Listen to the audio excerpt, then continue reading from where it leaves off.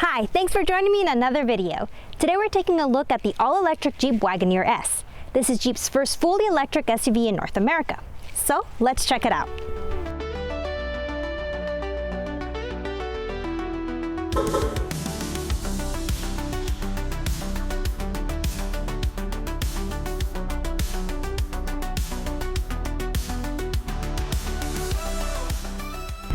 Let's kick things off with some numbers. There are two trims for the Jeep Wagoneer S, the Limited and the Launch Edition. The Limited trim starts at $62,200 and the Launch Edition starts at $70,795. Under the hood, well, under the floor, you've got a 100.5 kilowatt-hour battery pack that powers dual motors for an all-wheel drive configuration. This is the Launch Edition, so we're looking at 600 horsepower and 617 foot-pounds of torque. As for range, you can get up to an estimated 294 miles. If you opt for the Pirelli tires, that will bring down the range. Jeep states it will charge 20 to 80% in 23 minutes on an appropriate DC fast charger. First, I'd like to make a note that the tinting on the windows is aftermarket. It's not something you can get from the factory. Alright, so this doesn't look like your typical Jeep. The Wagoneer S has a sleek, wind-sculpted body. You'll still spot the signature 7-slot grille, but it's been reimagined as a closed-off, illuminated panel instead. It gives it a futuristic and premium vibe at night. It has a sloping roofline and a large rear spoiler in the same style as the Hyundai Ioniq 5. It's a little smaller than a Jeep Cherokee, and the Wagoneer S currently has a fixed ground clearance of 6.4 inches that isn't adjustable. This Jeep is also riding on 20-inch wheels with Falcon tires. There are electronic door handles that are flush with the body. Simply give these recesses a pull to open the door. Conveniently, there's a front trunk that does provide some usable space. In total, it offers 3 cubic feet of storage. So this could be for a bag or small backpack. The cargo space is decent. You get 30.6 cubic feet behind the second row, and that opens up to about 61 cubic feet when you fold those seats down. Our usual luggage pieces fit fine in the back. You wouldn't really be able to add more on top of each other due to the shape of the tailgate. There's also useful space under the rear cargo floor. Inside, the Wagoneer S shows off. You get a lot of screen space, which includes a 12.3-inch digital gauge cluster, a 12.3 center touchscreen, and even a 10.25-inch passenger screen, one of the few EVs with that feature. The infotainment system will have most of your settings, maps, and media. You also have a thin screen right below it for climate controls. So yes, a lot of screens. The passenger screen is quite interesting though. This isn't visible from the driver's position, so it's safe to watch videos. There are multiple media options like radio, Bluetooth, playing video off a USB drive, or even an HDMI port. Utilizing a 150-watt outlet in the back seat and the HDMI port gives you quite a few options. Though I don't know how my gaming setup will work out while I'm driving. It's alright, I guess I can just do this while I'm charging. The materials feel upscale. You get soft touch materials throughout and a twin-spoke flat-bottomed wheel. These seats are very comfortable and have many adjustments. Even the side bolsters can be set how you want. These seats are heated and ventilated, which is great for our 110-degree Phoenix weather. For the audiophiles, the Macintosh 19-speaker sound system sounds great.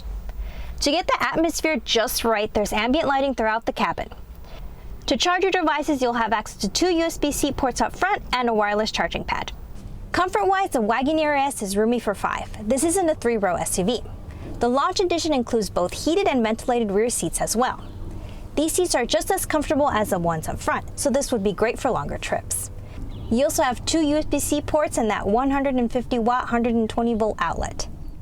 Kai is doing pretty well back here as well. Time to drive. So let's clock in our mileage. Its odometer reads 1,303 miles and it's charged to 100%.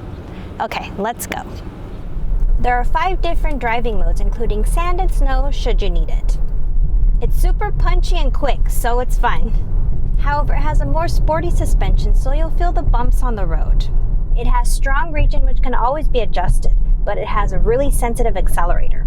The throttle response in the Wagoneer S is really sharp. Even small inputs make the car jump forward, especially in sport mode.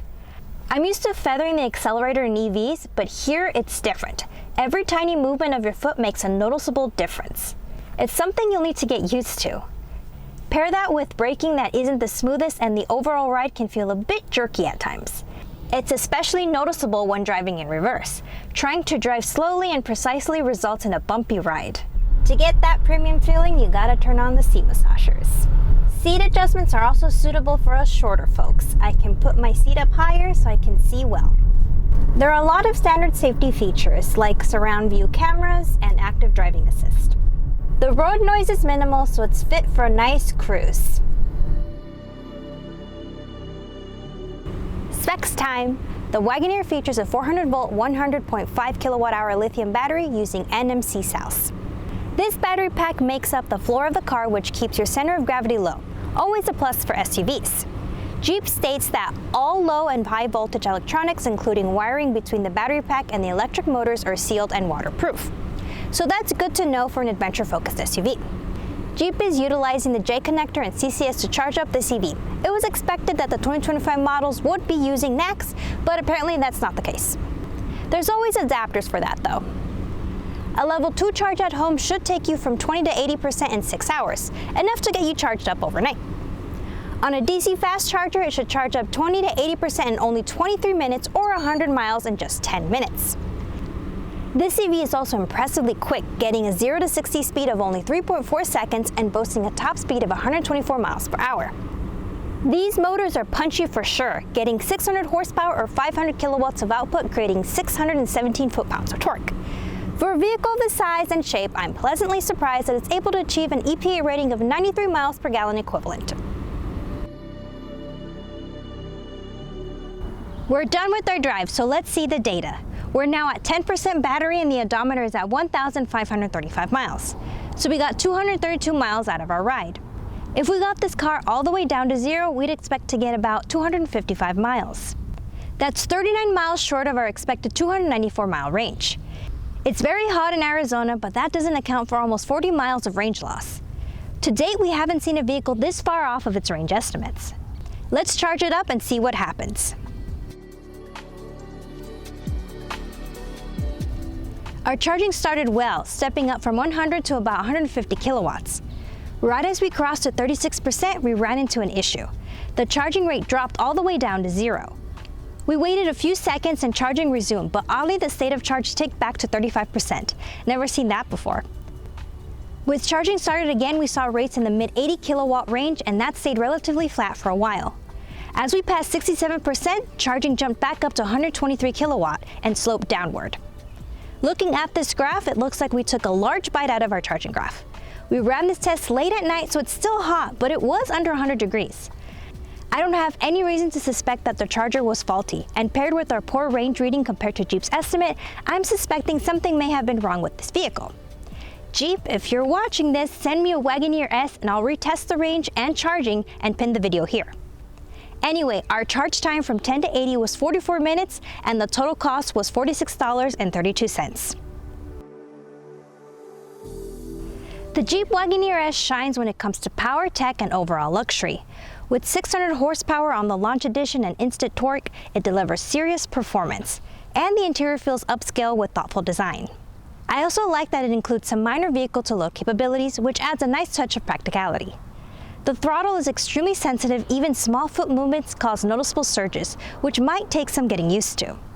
As for the drawbacks, we ended up coming in short on our real-world range compared to estimates, and our charging results were questionable. So for now, these stay in the nah category. The Jeep Wagoneer S brings a new energy to Jeep's lineup. It's stylish, comfortable, and packed with modern features. As Jeep's first EV in America, it makes a strong first impression. Make sure to test drive it for yourself and see what you think. Thanks for spending time with me today. Support our channel and check out our Kaya sticker shop. Kai's my dog. And follow us on social media at KaiZV. That's all for now, and happy charging.